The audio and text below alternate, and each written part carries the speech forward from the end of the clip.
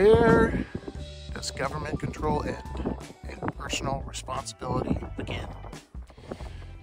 My name's Eric. This is Above My Pay Grade. Let's get into it.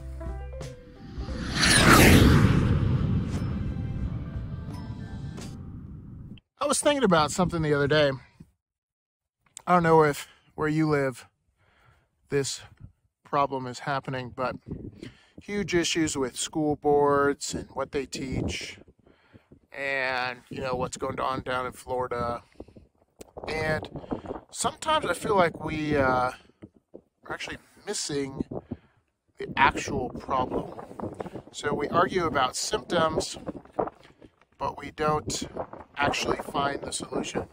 And so what happens if you get two parents who have philosophized about the idea of what their kids should learn, and they disagree, right? So one parent says one thing and another parent says another.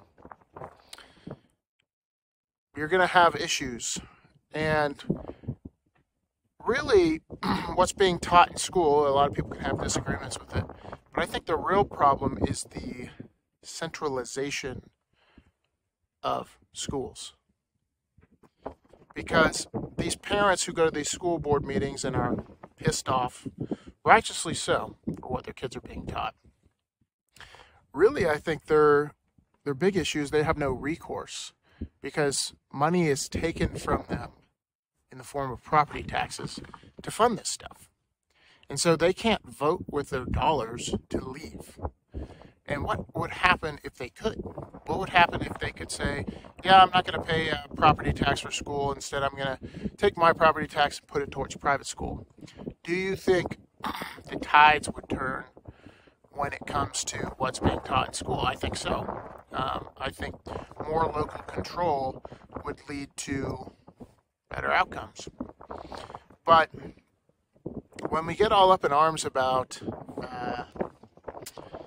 people abusing their power and maybe using it in a way that we disagree with, I don't think the solution is ever to try to convince that person that what they're doing is wrong, because somebody else will just come along and do the same thing.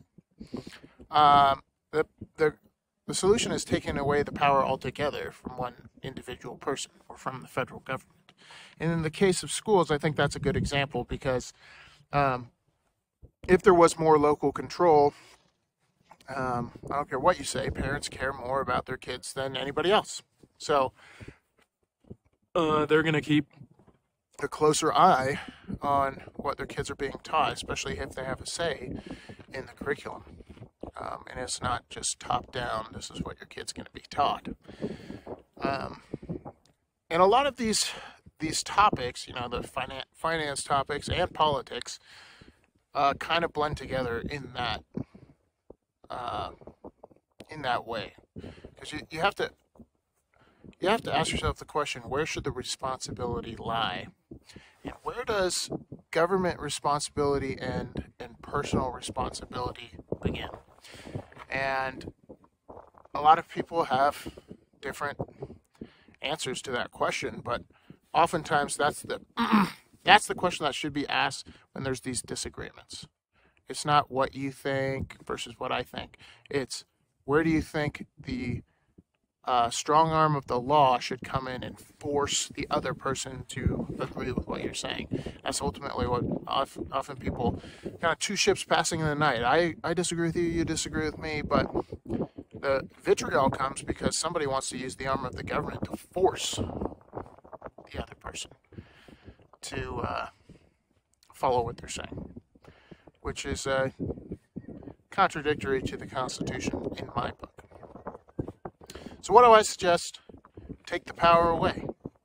Take public school. I don't think public school is a bad thing, but I think it should be more locally controlled. When you get these massively huge bureaucratic organizations, you get things like teachers' unions, who, by the nature of the union, are watching out for the teacher, not the students, right? That's what teachers' unions do. Look into charter schools and who opposes charter schools.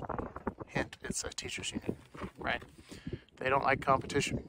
So this is just the nature of government when you put people in power. That's what the founding fathers knew when they wrote the Constitution. That's why they wrote it the way they did, and limited power. So instead of arguing about if that's a good idea or a bad idea, I think we should really be talking about should this person have the power to even enforce it at all? And when you take away that power, potentially take away the right to tax you to enforce it, I think things would change fairly quickly in this country. So, well, y'all, let me know what you think about this. And I'm going to go swimming with the kiddos today. It's kind of a warmish day. So, thanks for watching. Thanks for listening. Hope you guys have a good Easter. And I'll see you in the next one.